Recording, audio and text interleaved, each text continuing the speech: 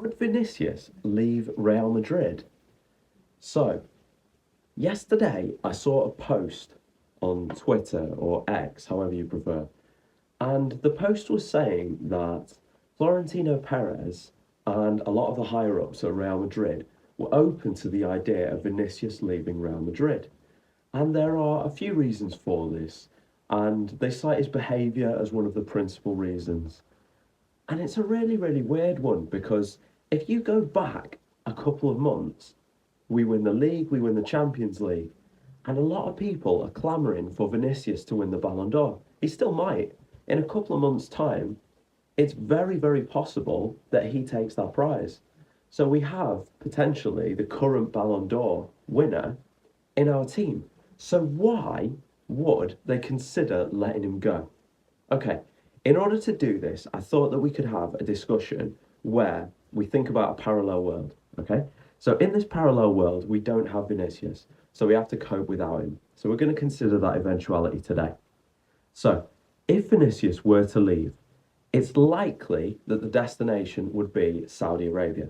Okay, so they're the ones who are capable of putting the money on the table that it would take in order to free him from his contract, because we all know that his release clause in his contract isn't getting touched by anyone in Europe. There's no chance of that happening. So let's consider that that happens. Let's speculate a fee, because why not? The fee that was mooted in the summer was something along the lines of 400 million, which is crazy, crazy money. We've never seen that before. Neymar was 220, Mbappe was about 180. These were huge, huge deals at the time, but 400 would eclipse everything. And that's even considering the way that the transfer market has been going recently. You might have noticed, but no one is spending anywhere near what it took to take Neymar from Barcelona to Paris. And there is a reason for that. It's because of all of these PSR rules, and all of the clubs don't want to incur the penalties by breaching those rules. So that's why it doesn't happen so much. And even if you look at a team like Real Madrid, a team that's frequently challenging for the Champions League, getting to at least the semi-final year on year, winning silverware, we still don't drop more than about 100 million euro each summer, which is still a lot, obviously, comparatively to other clubs, but it still shows that there is a limit there. Gone are the days where, let's say, for example, 2009, where you bring in Cristiano Ronaldo, Benzema, Xabi Alonso, Garay, Albiol, Arbeloa. I've probably missed someone else. It was a massive summer, probably the most exciting summer ever, if I'm honest.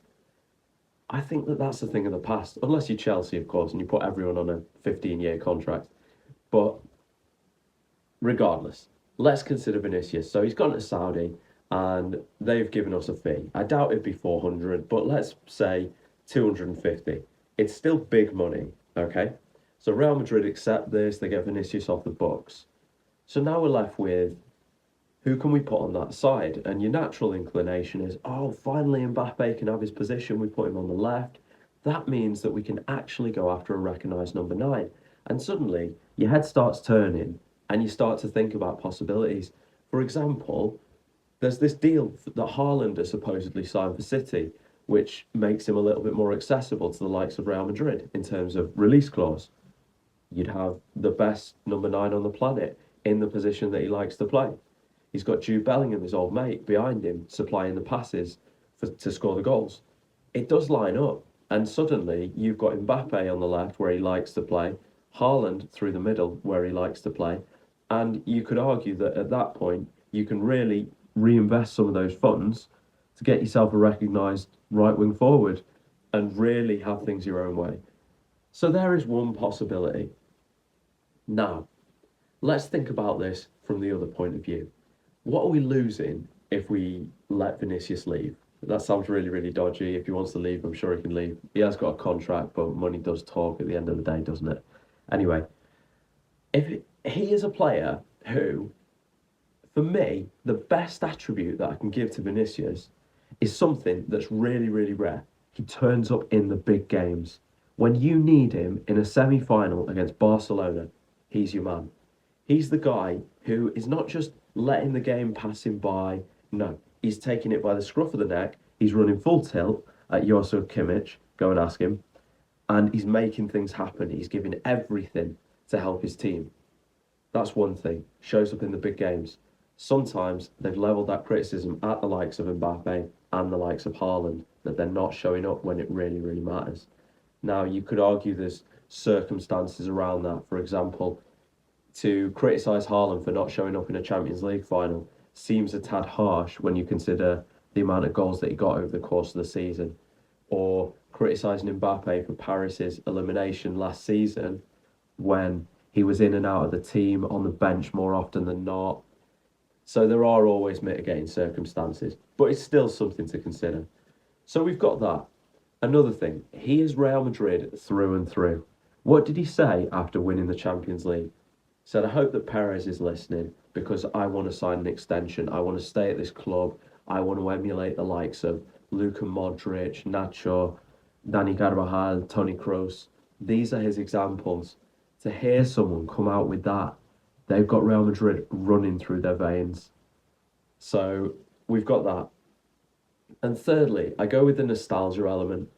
And the nostalgia element is that I remember a time shortly after Cristiano left, and we had a really, really grim period, I want to say. We made a lot of miscalculations in the transfer market, and we had that really awful season. I think it was Julen Lopetegui who came in, and we only brought in the chap who's just left, who came in from Lyon.